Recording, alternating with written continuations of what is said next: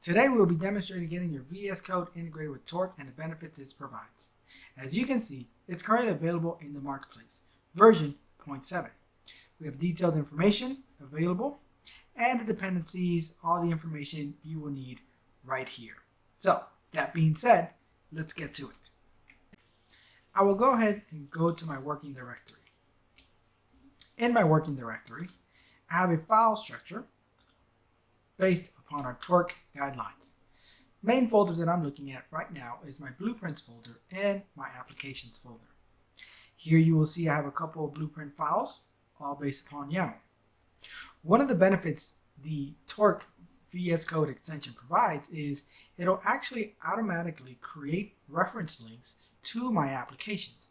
So if I want to go ahead and look into one of my applications, just control click and automatically it comes up. Same thing if I have any other files that I'm calling or referencing in these applications, file YAMLs, I can just go ahead and click and it'll open up again.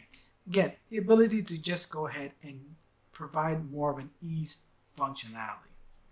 If I go back to my blueprint, another of the features that it provides is the ability that it'll actually look at the different variables in the blueprints and actually match them, tell me what I'm missing. So if I go ahead and I hit this port and I do 1 and I do space, it's going to tell me, hey, variable port 1 is not defined.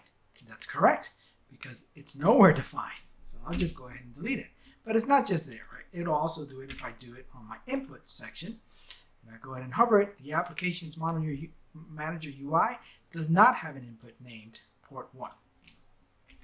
So the ability to just go ahead and connect your overall project and give you more of that ease functionality just to be able to create these blueprints and these application files, even service files when we start talking about Terraform, in a much more simpler, easier way.